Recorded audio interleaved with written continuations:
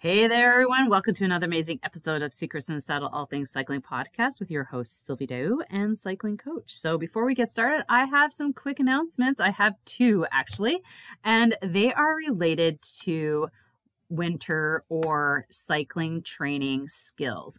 Now, August is about the time where a lot of us start thinking about, what am I going to do to, improve what I'm already doing now? So you think about, how am I doing on the road? What kind of skills would I love to improve, and how am I going to get those skills? And that's where I have something so amazing for you. It doesn't matter where you're sitting because we're in like 35 different countries. Amazing. So this can impact all of you if it interests you or piques your interest. So the first thing is I have a cycling skills online 4-week workshop for women.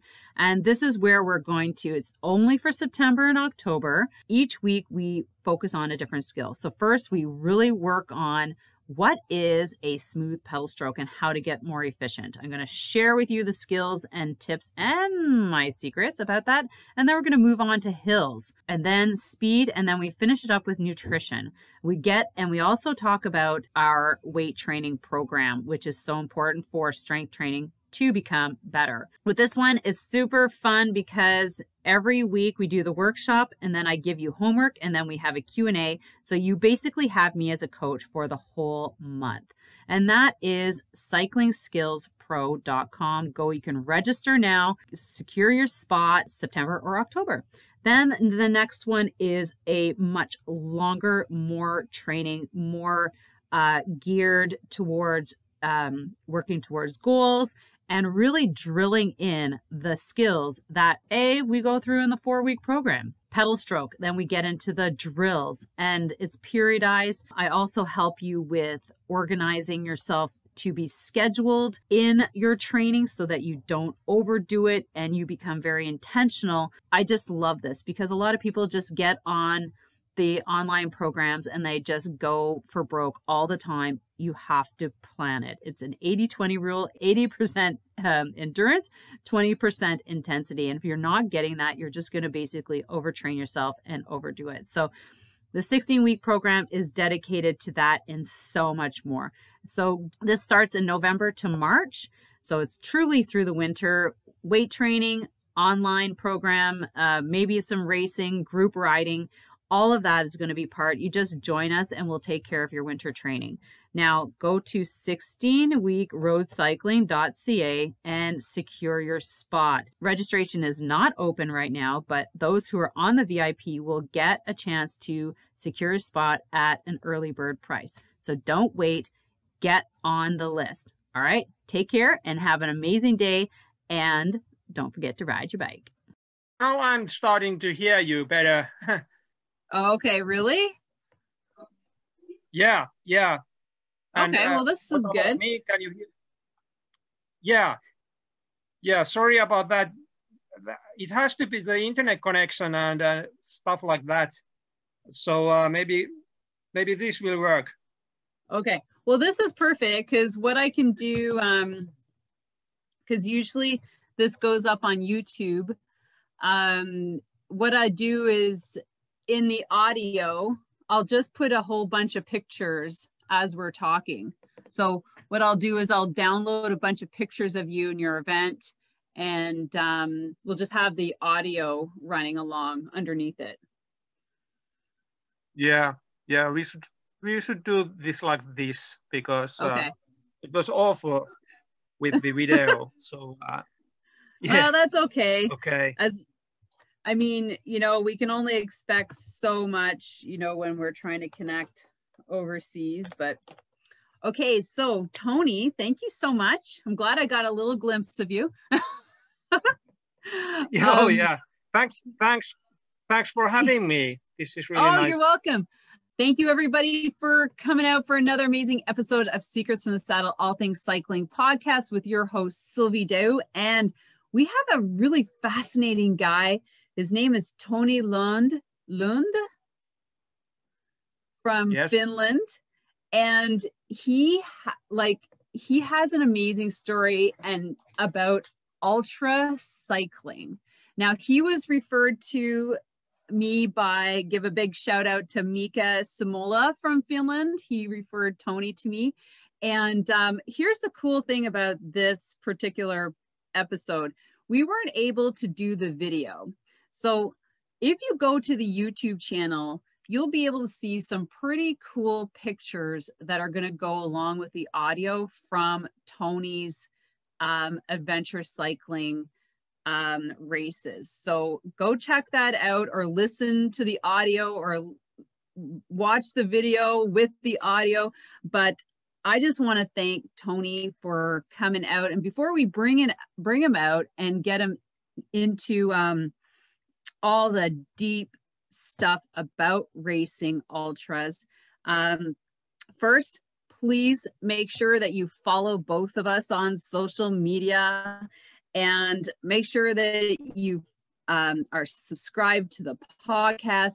We have an amazing contest coming up, so you don't want to miss that. But here's a little bit of background on Toni before we bring him out. So Toni is born in Finland as a small boy who was already fascinated by bikes and the outdoors. In the mid-90s, Toni started to ride and train seriously and became an amateur level racing cyclist on road and off-road. From 2006, he rode several 24-hour solo mountain bike races. Already also winter cyclist. By 2009, Toni started to do winter overnight trips and learned more survival skills. And I imagine you have to just know a lot of skills to be able to survive in the winter if you're going to be doing something like this. So his biggest dream, as he thought was an impossible dream, came true by competing and finishing the toughest winter ultra marathon in the world, which isn't a marathon. It's like a cycling enduro race or ultra race called Iditarod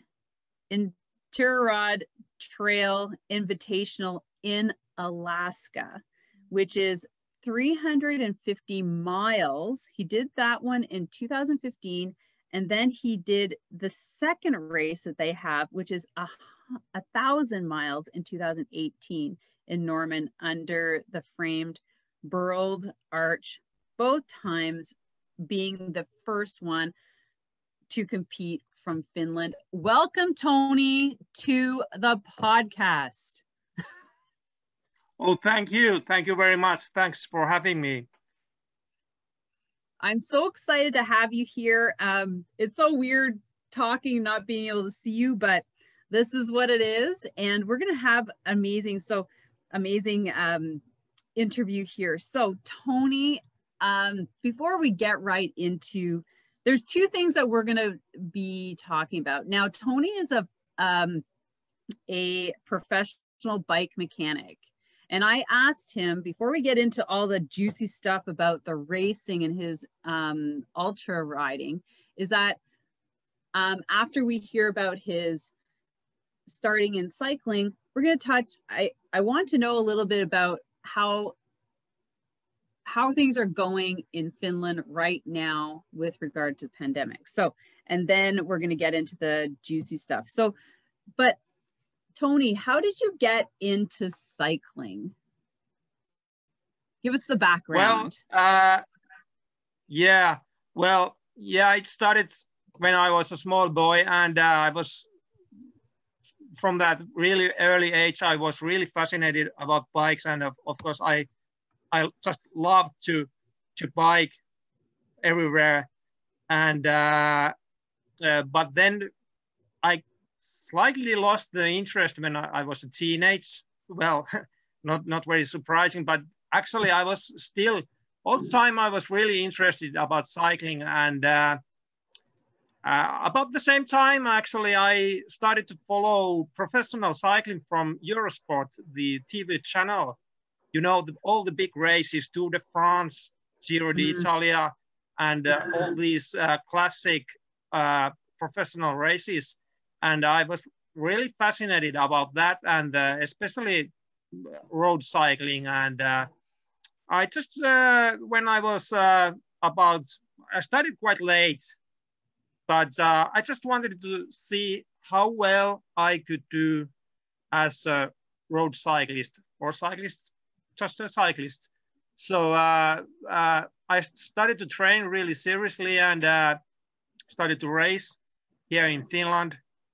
And well, I quite soon I realized that I'm not quite fast. I'm not quite powerful, and I knew that okay, maybe I should have more patience and train several years, to progress. But I did that for about 2 or 3 years, and I wasn't really happy how I performed in the short distance races. But and also at the same time, my life changed slightly. Otherwise, so I got permanent work, and then I met my future wife. So all things changed quite a bit.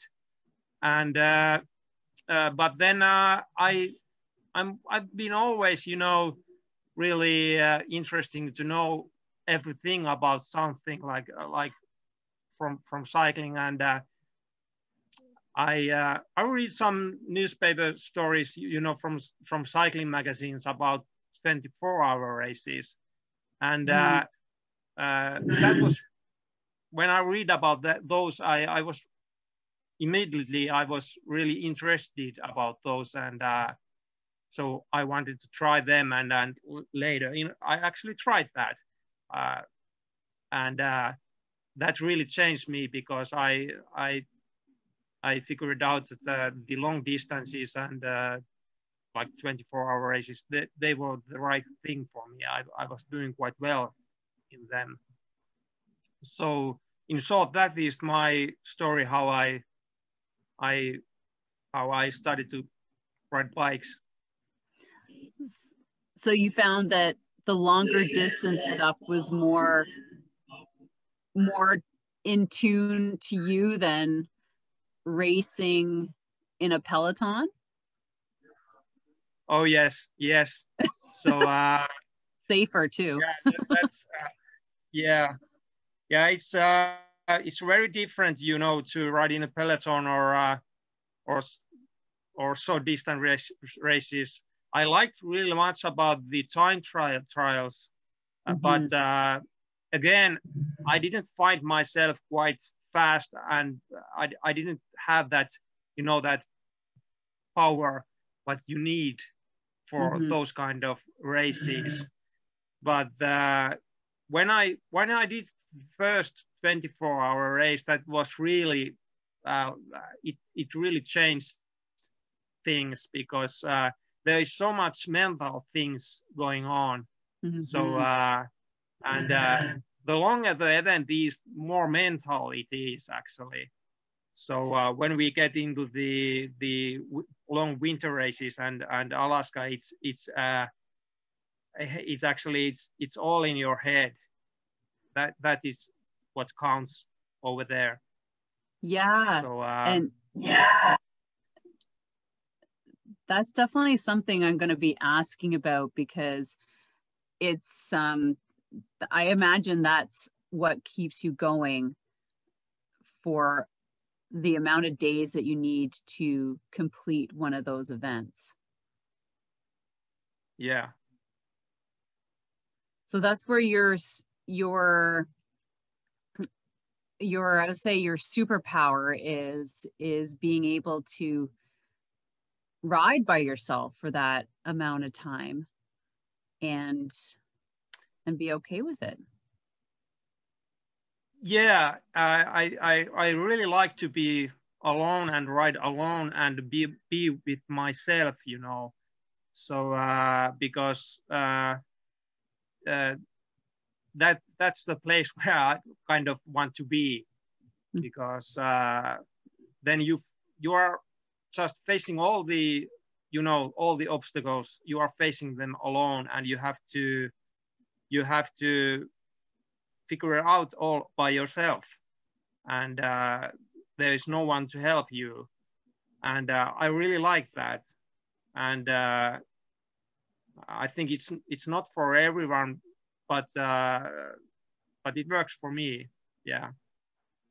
I was going to say it had to be a pretty special person to be able to do that for that distance. You kind of remind me of a friend of mine. I don't know if you've ever heard of him, Ray Zahab. He does those ultra runs, and he does events for Impossible to Possible in the north, in the south. I would have to get you in touch with him because it's the same thing. He does a lot of them solo. He does a lot of them with partners, just one other person. But they're very long. Like, yeah. Yes. So how did you find yourself in becoming a bike mechanic? Well, yeah, that happened in 2015, right after the first ITI, the Iditarod, the 350 mile race, because I was, for a short amount of time, I was just unemployed, and I had to find a new work, and the big bike shop in my home city, they just had the one place open for a bike mechanic, and I applied that place, and I got it. So because that was something I just also, of course, I wanted to do, because I really like to work with bicycles. And before I started this work, I actually had built all my bikes by myself, and I've been doing with my bikes a lot of things. So yeah, that was a thing I just wanted to do, and so I've been now a bike mechanic for over 6 years, and it's been really, yeah, it's been really interesting job. Yeah. Yeah, because I wanted to ask you when you were talking about bike mechanic, and I was like, okay, I've got to talk to a bike mechanic too on the podcast. And but how is it affecting your area, like with regards to current, the current situation? I know here in Canada, there's a shortage of bikes, there's a shortage of parts, there's shortages in materials. How is it affecting your current bike shop, I guess, in Finland and where you are? Yeah, well, we are seeing the same things. Yeah, we are experiencing the same things, but or the shop I'm working in, it's quite big, and we have a internet shop in the same business. So we are selling quite a lot of bikes every year. So so at the moment we have our situation is quite good, actually, because we have quite many bikes in our store and our garage. But yeah, it's really different compared to the previous years, because it's been so the business has grown really much, and I think we will have some shortage of bikes, certainly this summer, and some models will be sold out, but we have just lots of work, maybe just a bit too much work at the moment. So we are building bikes all the time, and so it's really busy times in my work. Have you also seen an influx of new cyclists in your area? Oh yeah, yeah. It's people have been saying that the COVID-19 is one of the reasons that there is so much growth in cycling, and I'm I think that has to be one of the reasons. And then there is of course the e-bikes.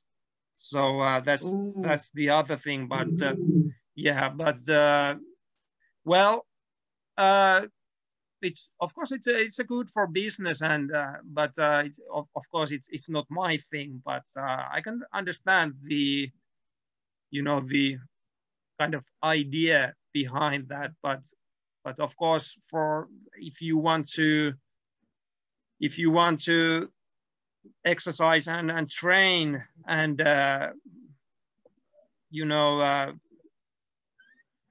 improve yourself, I don't see the e-bikes. I don't see them as the right tool for you. But yeah, but yeah, that's I think that's one. Yeah, sorry. Oh no, I was just saying I think that's for a very specific demographic that want to get out and get more, just more cycling in. It's kind of like, for my grandfather. Or not my grandfather, my dad. Yeah. So things are keeping you busy there. Now, it's been a while. So 2-3 years since your last event. Am I correct? Well, actually, just 1 year, because I was in Alaska in 2021. Oh. Sorry, actually, no, I was in 2020, of course. Yeah, because, I was like, wow, we just started. Yeah. So yeah, sorry about that. So just 1 year ago. So and that was the third time that I was in Alaska. Now, Toni, how did you decide to do this ultra marathon? The first one, the 350. How did you find out? Because it's not very far to get to Alaska from Finland. Is it not? Yeah, well, yeah, well, there is a quite interesting story about that too, of course. Well, I've been always really interested about winter cycling, because here in Finland we have quite good winters, and good winter means that we have snow and cold temperatures, and yeah, it was in the early 2000s. I was reading from the internet, all kind of stuff about winter cycling,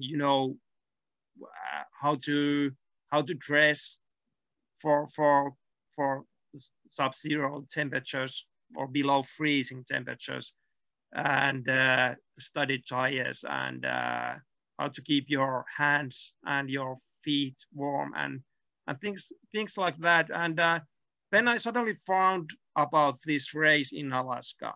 Okay, and, Toni, before you continue, yeah, I have to ask about keeping your hands and feet warm. Yeah.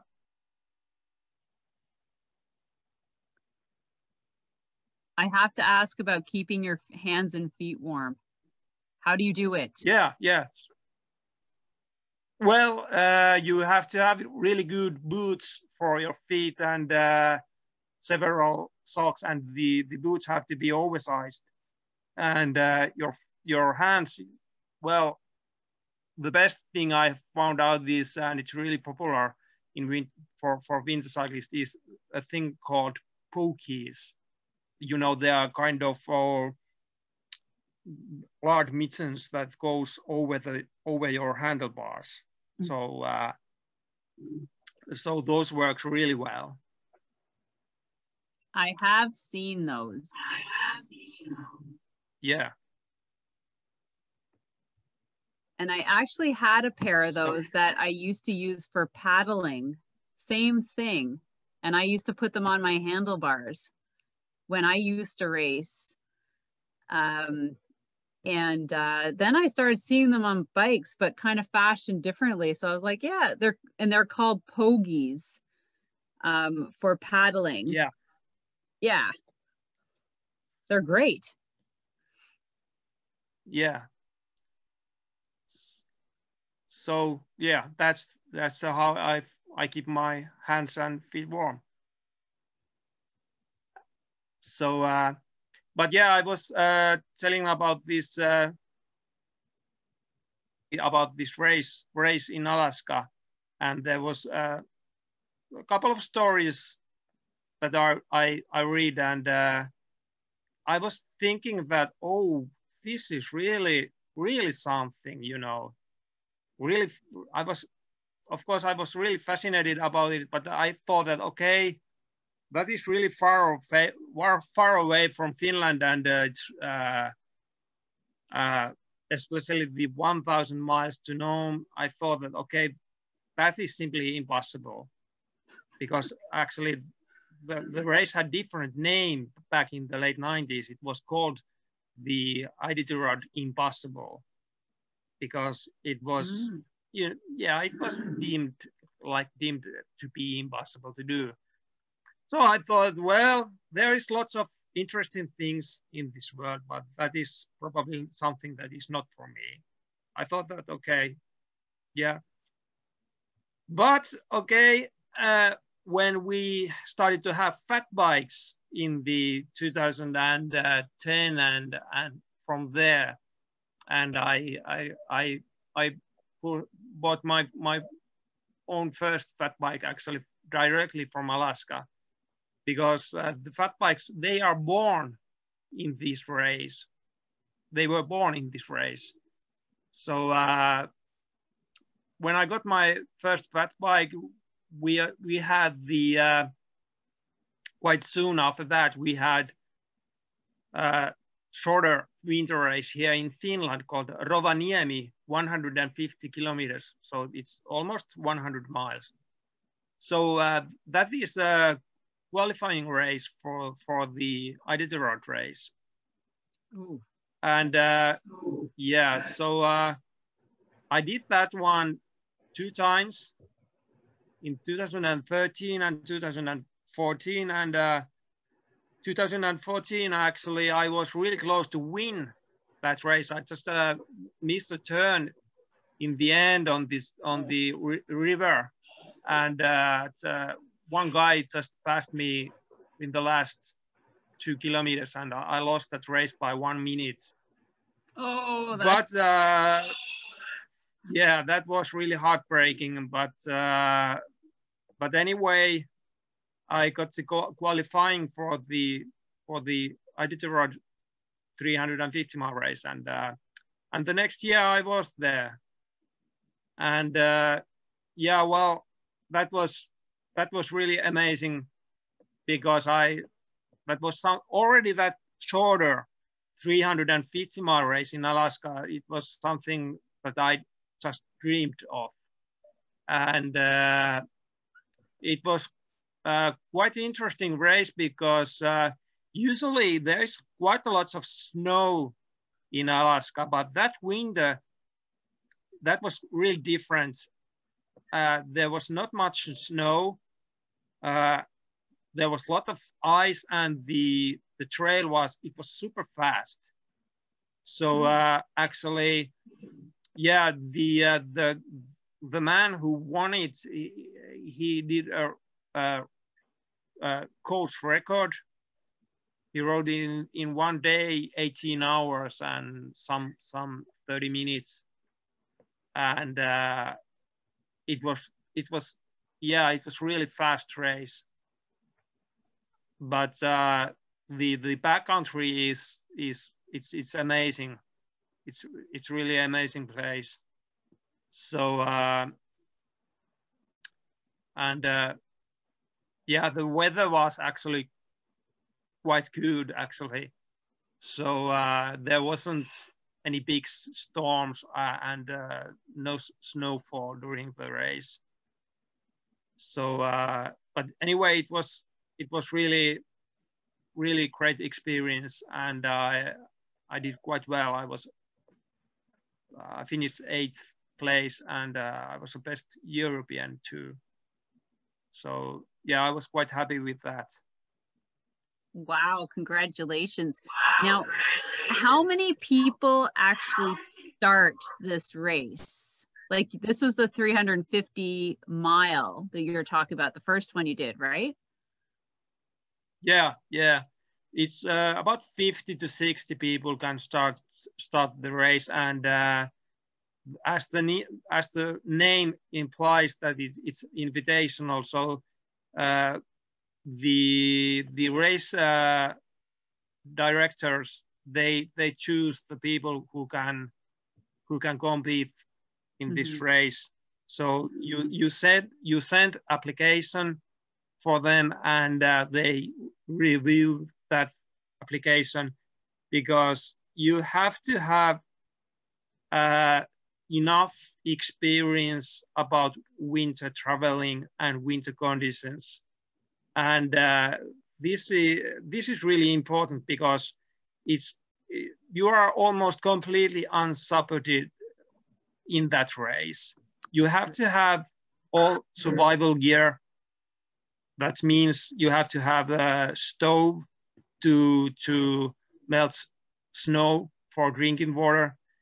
You have to have sleeping bag, because if the weather is bad or if the conditions are slow, you might have to bivvy in the snow. So so this is of course also a thing that fascinates me, because it's kind of expedition also. So because it takes always several days to finish. Even this shorter race, it usually takes 3 to 5 days to finish. So yeah, that is a thing that I'm really interested about. And yeah, so you need to, many times you have to cook your meals by yourself, and of course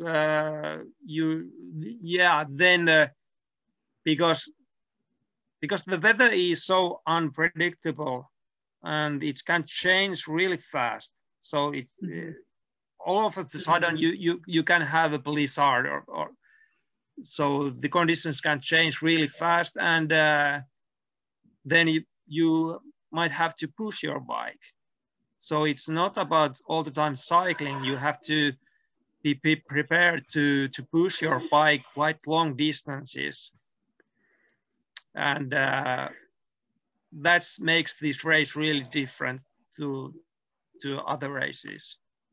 Yeah, I think you put a note here where you had to push your bike, I wouldn't say like 600 miles, but that's how it sounded.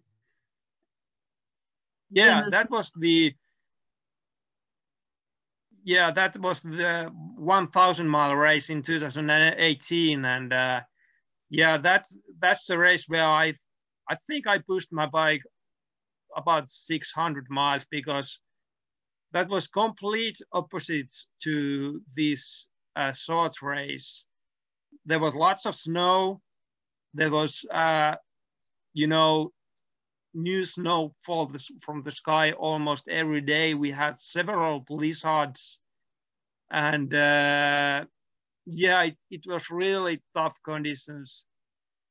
And then I in that race I got a bit sick with my stomach, so and that was after the 350 miles. So I was really weak. I couldn't keep anything in my stomach, and I was completely empty. And that happened actually 2 times. I had a longer rest in Zakotna, that is a small village of the McGrath. And yeah, that was really bad situation because I thought that, okay, this will not work out. I thought that, okay, this will finish my race maybe. And from Takotna, there is, I think there is almost 250 kilometers to next village, which is, oh, I just don't remember the name right now. But anyway, the next village where is people, it was really far away. So it would take at least 2 to 3 days, maybe even 4 days to reach that village. And and the weather was really bad. And but I just somehow I just managed to survive. And Gosh, Toni. yeah, that was really rough. But when I got to the next village, I was I got over those stomach problems, and I could keep my food in my stomach, and I started to feel better. And after that, the race was much better, but the conditions were really, really slow again. And there was a better stretch on the Yukon River, and that is really long. But and I have to point out that, of course, there is this sled dog race going on at the same time. So that helps because they keep the trail more open, even if there is a lot of snow. And that was the situation on the Yukon River. But after that, the snowstorms, they came again.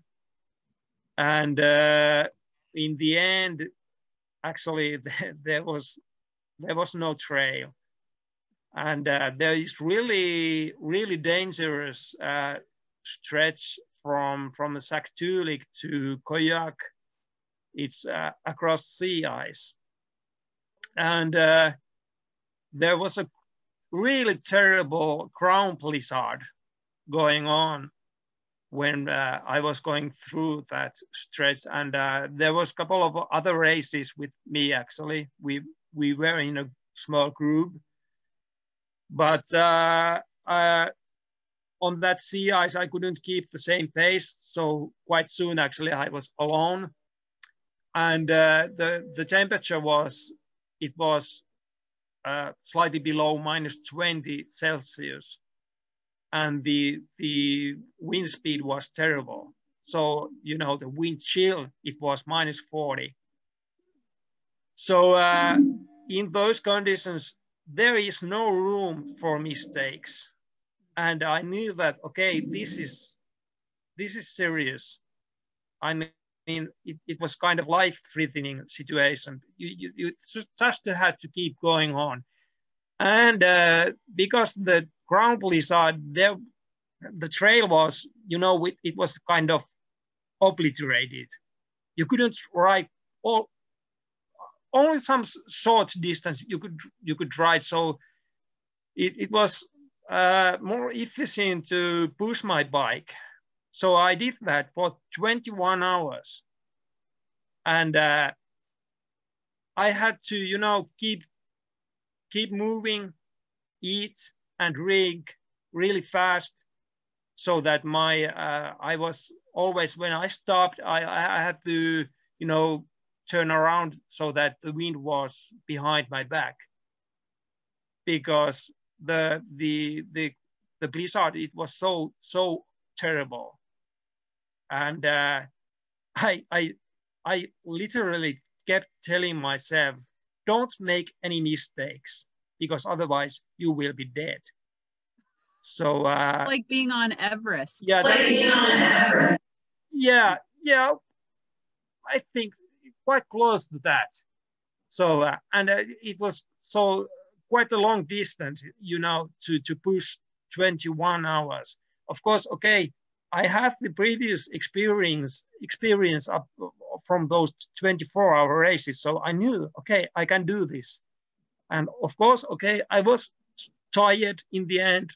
I was getting sleepy, but I knew that, okay, I have to get out of this place, because otherwise you could so easily get, frostbite or get hypothermia.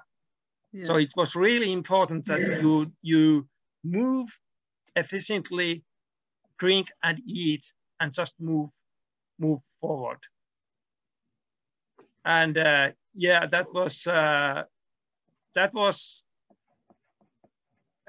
now that I think about it afterwards, it feels that I did something really special, I think.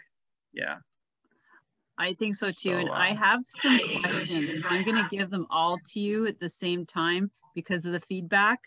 Now, the first one is, do they have trackers on you to track where you are on the trail? The next one, are there checkpoints that you have to make it to in order to continue on to the race? Number 3, do you have something on you where you can call if you decide that you want to finish the race, or do you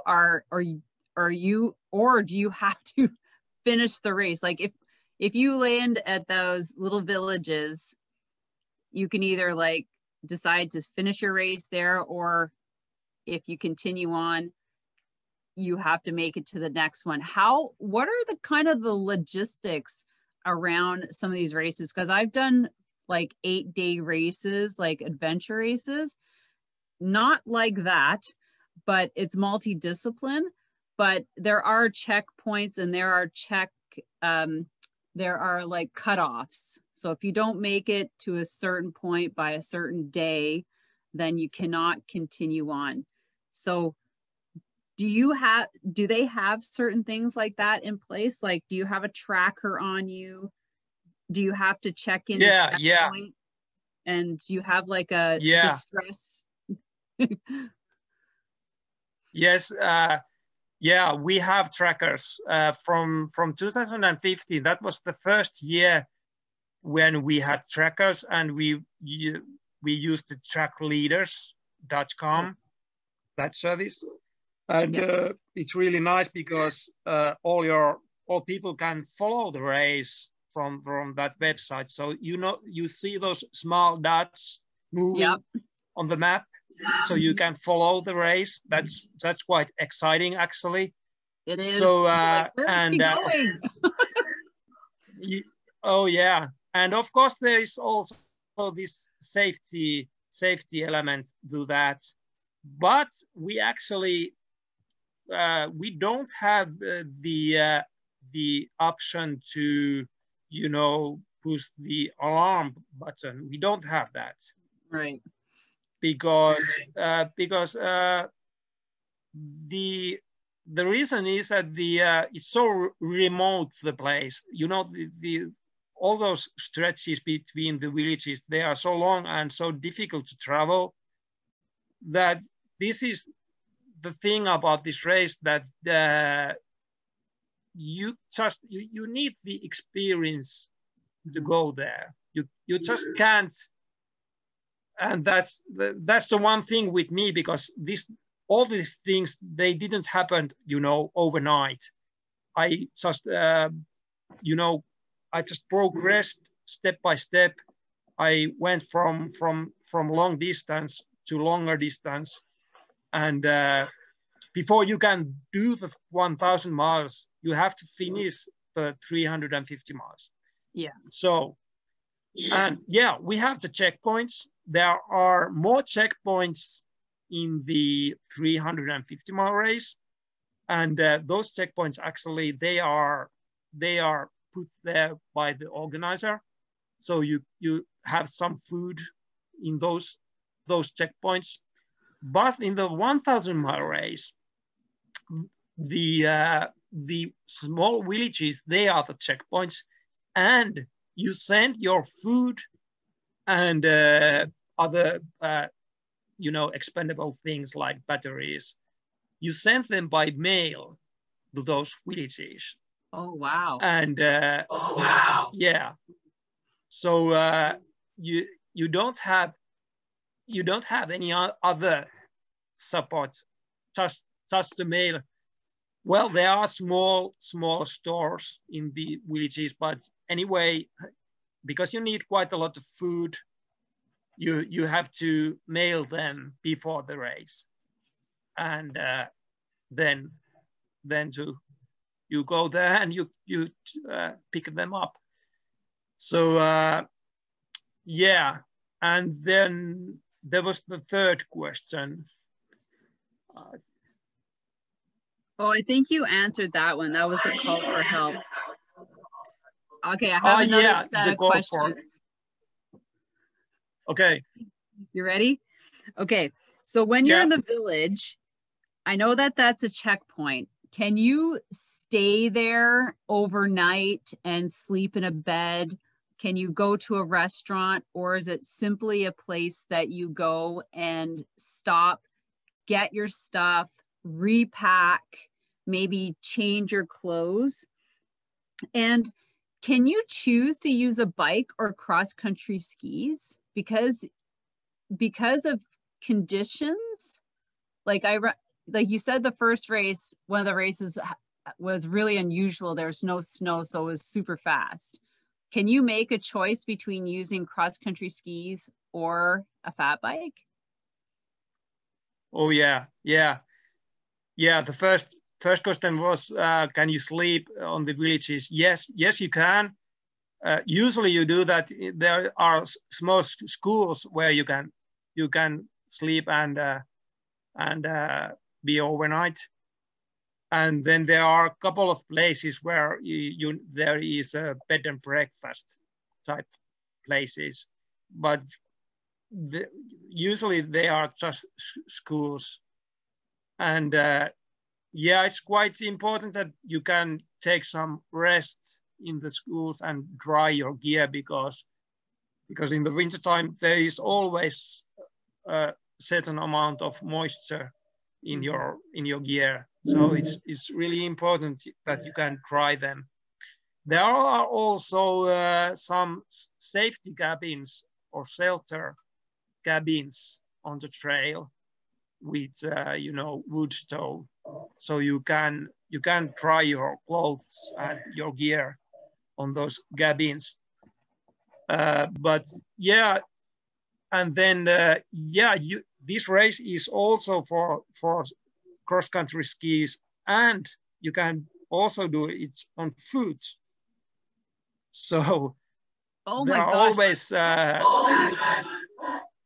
yeah, you can walk or run. Usually you just walk. So yeah, there's those three disciplines. So you can ride your fat bikes or walk or ski. So those are your options. Okay, I have some more questions. Yeah, so I'm ready. You said that they're now, do they give you a map and compass to make it from like certain checkpoints to checkpoints? Because you said that some of the times you were lucky enough because you were on the same trail as another race, so the dog sleds were able to keep the trail open. But then there were times where you didn't have a trail. So how did you are you given a map and compass, and that's how you make it to the next point? Yeah, well, we don't have a map, and you can have a map if you want, and also compass, but the more popular thing to do is to have a GPS device. Oh. So and then actually the trail, it's marked with sticks by the sled dog race. So even if there is no trail, you can you can see that. So there is not much choice, to get lost on the trail. It's quite easy to follow. But actually, there was one exception. Well, on the sea ice, when there was this terrible ground blizzard, the sticks are kind of the distance between the sticks are long enough. When the weather is really bad, it's really difficult to see the next one. So there was one point that was during daylight. That was actually they are easier to see during night because there is reflectors, and of course I have a headlight. So yeah, it's slightly easier to see them. But during the daylight, I lost them for a while. So I had to go back to find them, and and that was a bit scary moment. But on the other hand, well, on the sea ice, you see the next village to go really far away because there is lights on the village, so you can't miss it. But the sea ice, it's a dangerous place because if you miss the trail, you can go too far on the sea ice to weak ice. So you don't want to lose that trail. Yeah, really. So yeah, and the last time I was, by the way, there, the race was ended for all the others except the top 3 because there was a big storm, and the sea ice, it was in many places it was broken, and there was a lot of overflow and lots of water on top of the ice, so we couldn't just cross it. So the race was it was ended. Right. Well, that makes sense. Oh yeah, and at the same time also the COVID-19 crisis started. So yeah, that was one of the reasons too. So you were back there last year in the winter for another event, or the same one? Yeah. Or the first time? The same one. Yes, it was the same one. It was just there is two different roads to know. Okay. There is a southern road and the northern road, and I just wanted to do the northern road too. But yeah, as I said, that the race didn't go as we would wanted to race to go on, but that's the one thing about the Alaska and the nature, that anything can happen there. So when I did the 1,000 miles first time in 2018, I knew actually that this could happen, because sometimes the weather is so bad that it can make traveling impossible. So I wasn't really surprised about that, but of course I was disappointed. Right. But yeah. Well, you can't be too disappointed about them stopping a race before open water. But I mean, no. And you've been there and you've done the first one, like, wow. Okay, so besides the being, I can imagine you being scared at losing that trail. I can just picture myself being a little bit, well, oh my gosh. Now, were there any other times where you just felt like, oh my gosh, what am I doing out here? Like, am I going to make it through? Because I've had these feelings, like I've done, like I was saying, the adventure races, and the last one I did was in 2006 in Utah. And there was one time in there where I truly felt like you said, my life was on the line. If I just stepped a little bit too far, this was a trail on the top of some ridge, and I was just like, oh my God, all I did was breathe it through. But do you have a moment where you felt like that outside of maybe being on the ice, or was that truly like one of those really scary times where you're like, oh wow, like, am I going to make it? Yeah, well, back then in 2018, I think my biggest fear actually was not getting to Nome, because I had put so much work, I had trained really hard, and it's a really big commitment to do the race to Nome, this 1,000 miles. So I think the biggest fear for me was that I wouldn't reach the finish line, the Nome. And yeah, well, there was some moments then I thought that, well, actually there was a couple of moments when I thought that this race is, kind of kind of too much for humans. It was kind of inhuman. So because there are some really hard stretches, lots of hills, and everything. Yeah, of course, everything, because the conditions are so brutal.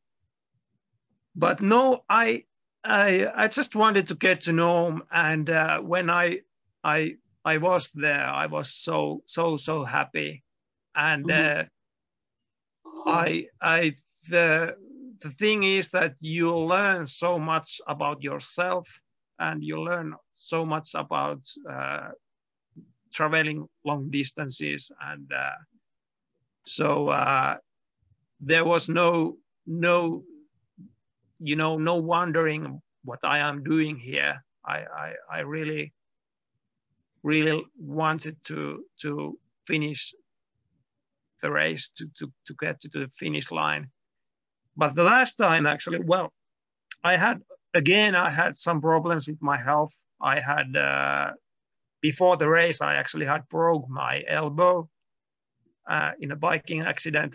I got over that because I got some really good physiotherapy for my elbow, and but then during the race I had some problems with my breathing and with my lungs, and I was again slightly sick, and I thought that this race is always so hard that what's the point coming here if you can't stay healthy?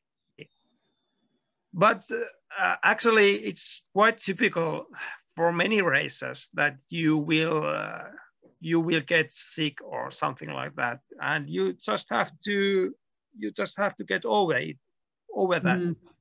So of course there are sometimes situations that you are so sick that you just have to just to abandon your race, but that is always the last option for me. I always want to finish my races, and that was the thing in the last time too. So I just when I got to McGrath, I just had a longer rest and some medicines, and I knew that I can come over this, and I can go on. So I'm with you. That's just a part. Yeah. I'm with you about it's always finish the race, regardless if I have to crawl across or drag myself there. I'll never quit on a race, and I never have. And I like that about myself. So what was the one big takeaway that, because like you said, when you're out there, you find different things about yourself, you grow a little bit more. And for me, when I've done those races and I finish them, I'm like, you know, if I can do this, I can just do anything. How did you feel when, like, what is the one thing that you kind of took away, or one of those things that you grew yourself from doing that full 1,000 miles? Yeah, well, I think the key thing is you need a lot of patience.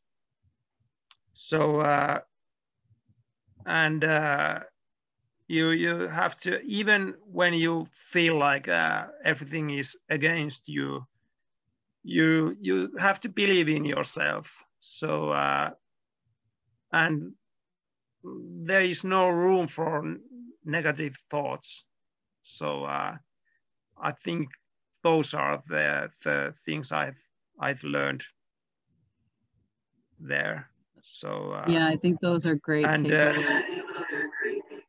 Yeah, and this last time I was there, actually, it was completely different experience because I had the experience from the previous race. So it was much easier. We had really terrible weather, but I knew what I was dealing with.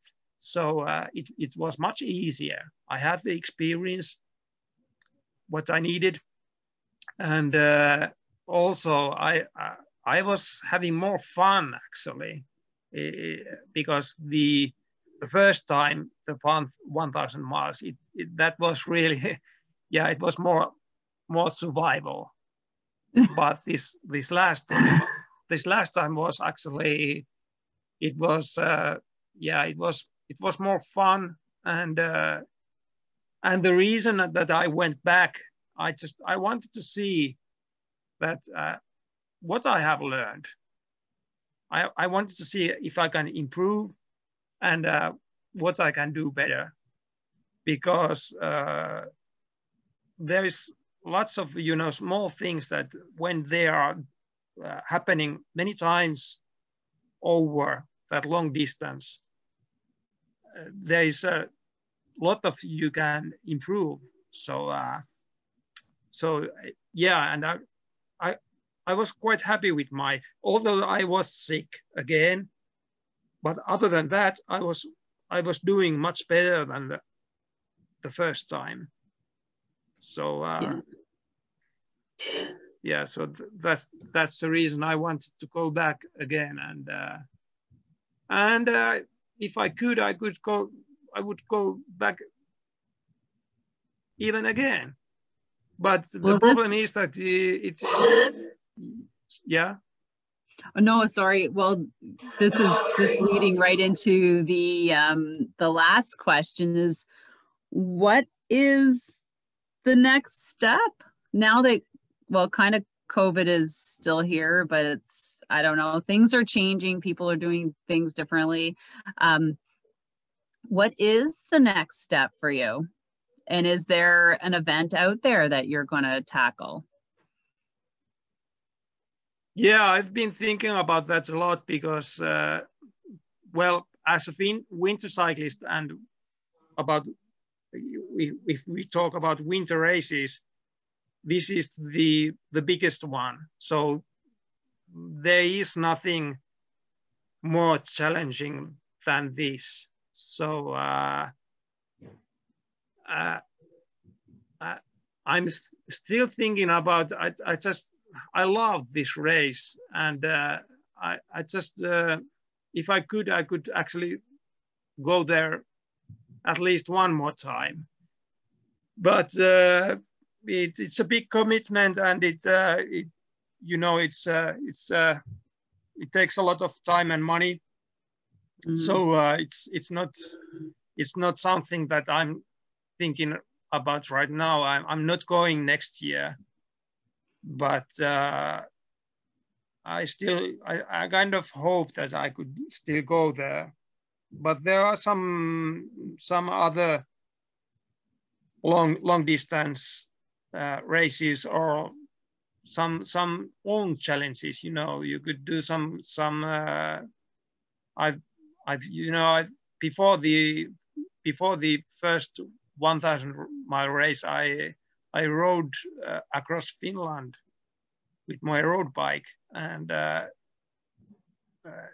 I could do something like that again. Although it's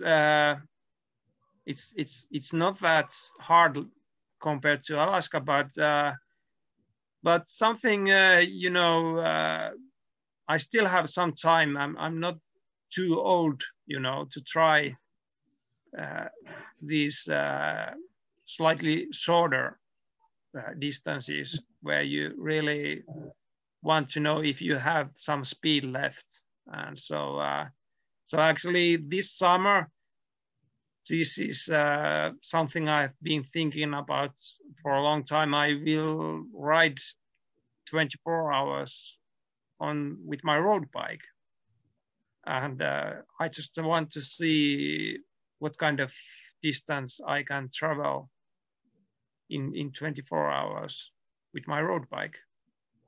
So and I've been also thinking about doing 24 hours on a velodrome, on a track, but there you go. This is where Mika can help you out. Yeah, I've been actually, I talked with Mika about that, but it's a really different kind of challenge, and it's not only about me. So you need really good, you know, team behind you. So need those fast twitch leg muscles.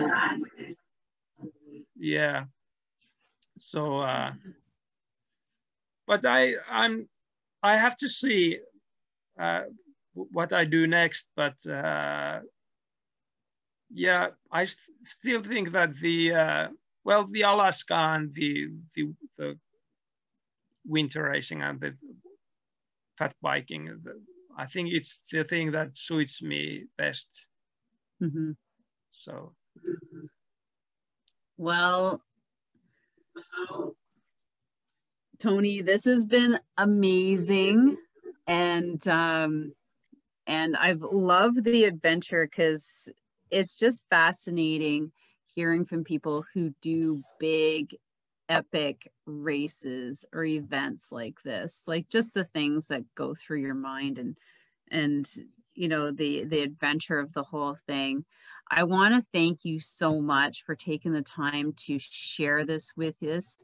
And I want to thank all of our listeners for tuning in to this episode of Secrets from the Saddle. I hope you've enjoyed everything, and we would definitely love to hear your biggest takeaways from this episode. And don't forget to subscribe and share. And Toni and I would love it if you give us a review, or a 5 stars plus a review. Wouldn't we, Toni? Yeah. We would appreciate that because we deserve it. And with that, do you have any last words for our listeners, Toni? Oh, to anybody who is thinking about doing something crazy like that. No, just kidding. Yeah. Well, yeah, I think thinking about this, our life is quite short. So if you want to try something, go for it and try it, because we won't be here forever. So that's something I've been thinking a bit too much actually lately. But yeah, but maybe it's because I'm not so young anymore. So and there is still things that I want to try and to do. So yeah, go for it. And I think those are great words of wisdom, actually. And I think a lot of people have started thinking that way in the last year, really. And we've had lots of time to think about what we've been doing with our lives. Oh, and yes. And don't tell me you're too old to do. You've got lots and lots of years ahead of you, I can tell. And don't forget to follow both of us on social media. Toni has some great pages with some great footage and pictures of his event. With that, have an amazing day, and we'll see you guys on the next episode.